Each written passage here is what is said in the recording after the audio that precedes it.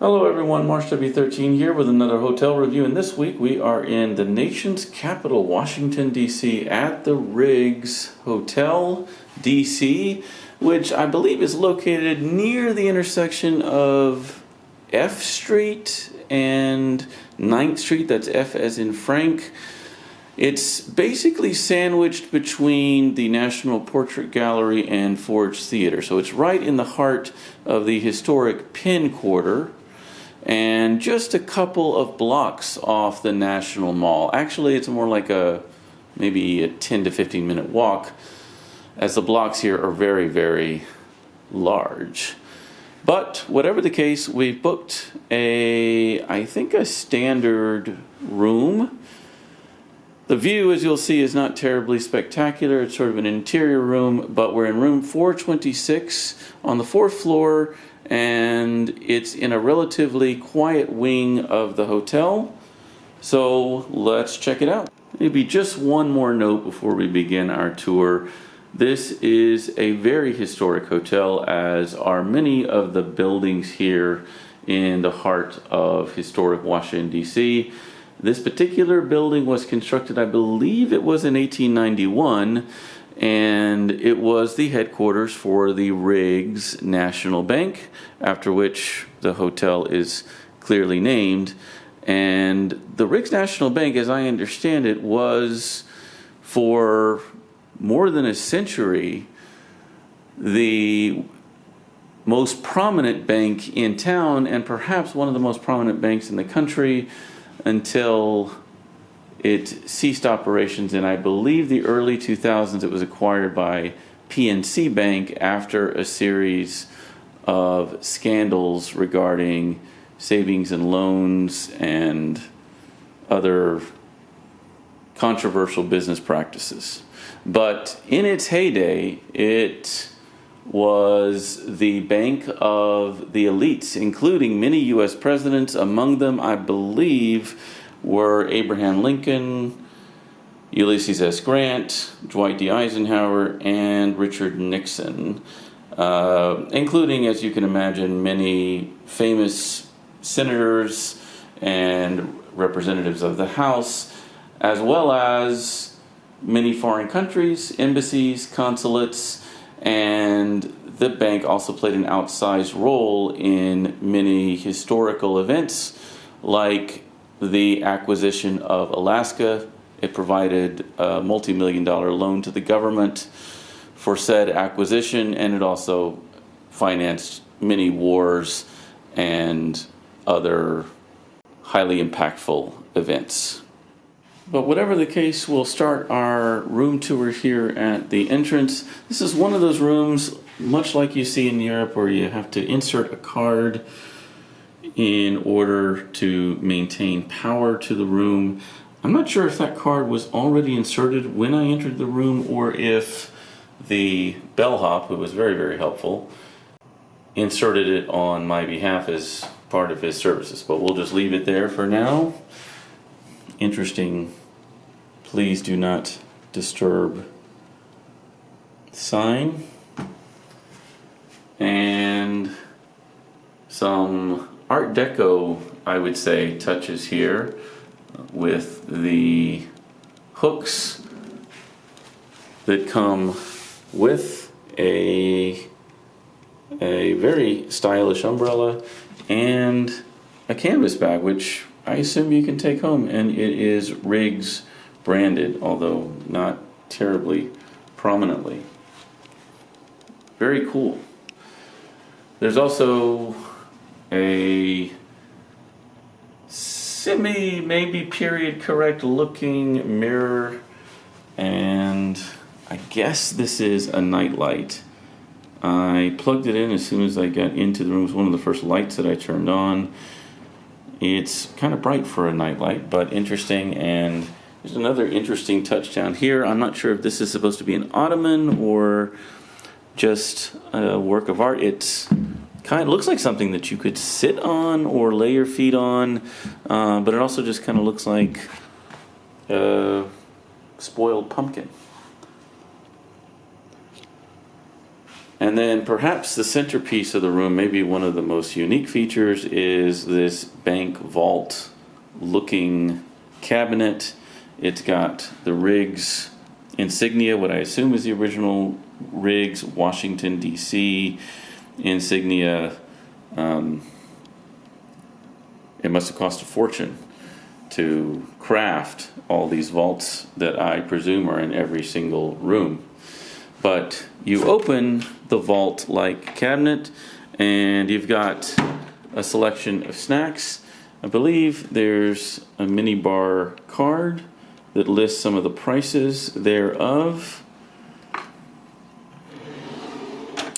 There's a safe, and I'm storing quite a bit of electronics and personal valuables, so it's working quite well, fairly standard. And then you have your mini bar, which is stocked with a selection of, it looks like, bottled sodas, mineral water, wine, spirits, and it looks like maybe some local craft beer. DC Brown, never heard of it, and looks like a hazy IPA called Joint Resolution with a depiction of the Capitol. Very cool, and really just a nice faux historic touch that really adds character to the room. There is an espresso machine with a selection of pods. You've got your authentic espresso cups,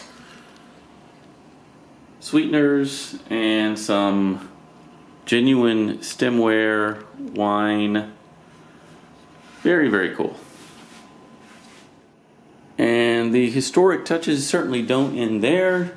You've got these antique looking end tables.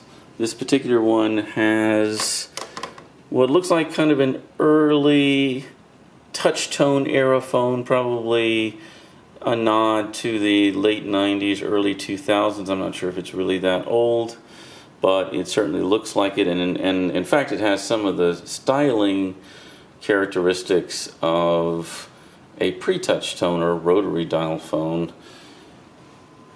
Nice looking lamp.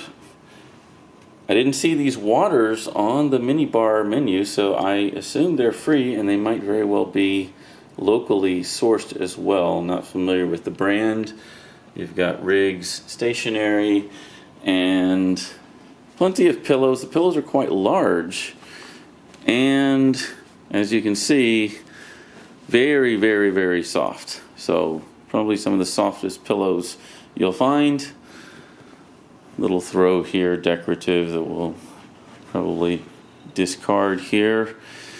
And then, as you can see, the bed has quite a lot of give. It's kind of a pillow toppy kind of a thing, but it also pushes back. So I would say it's kind of a 5 on a scale of 0 to 10 on the softness to hardness scale.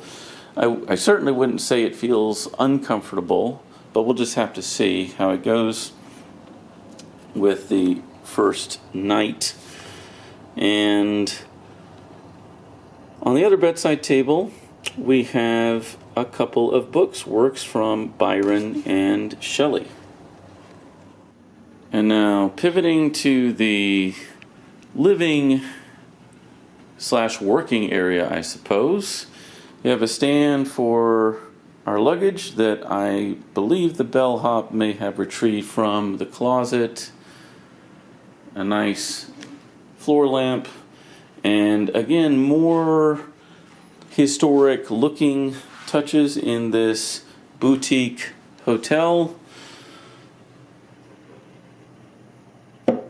This looks like a place that you would have perhaps stored your pen and inkwells in a bygone era, and there are some postcards that I presume depict the history of the hotel, or at least this area.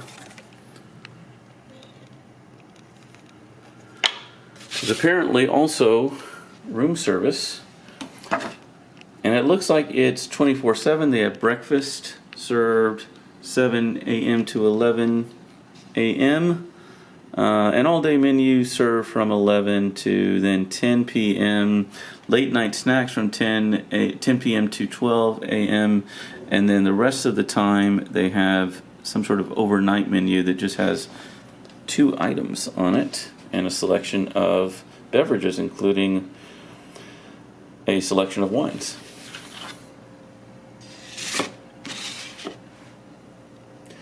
And there is a wall-mounted Samsung TV.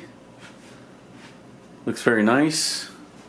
And some more, I would say, Art Deco-ish touches on the entertainment center.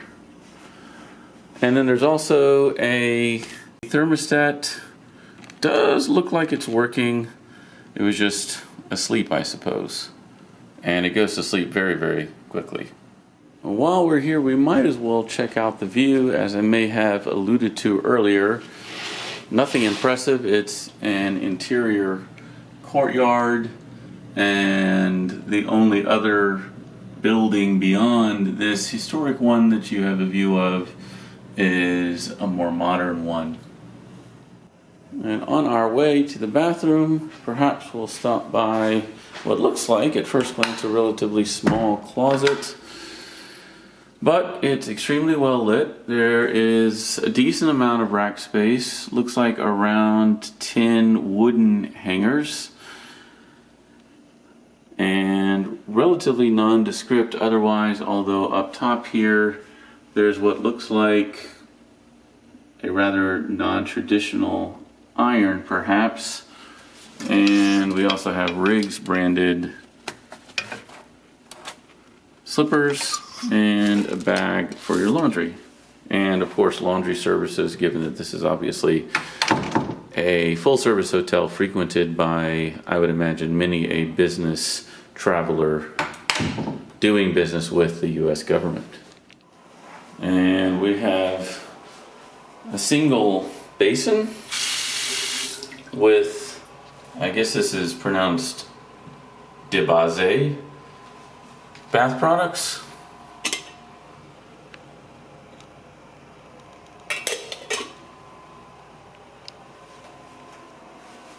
And through the sliding door, which leads to a marbled walk-in shower with plenty of, it looks like, body wash and shampoo and conditioner. Couple of nozzles for the shower, one that is handheld. One thing I don't see is an abundance of towels. I see a couple of towels and of course the obligatory towel to lay on the floor, and maybe a couple of smaller towels on this rack above the toilet. Well, that's it for this walkthrough of a standard room 426 at the Riggs, Washington, D.C. Hotel, a historic hotel in the heart of the historic Penn Quarter in the capital of the United States, Washington, D.C. If you should have occasion to stay here, feel free to comment on this video.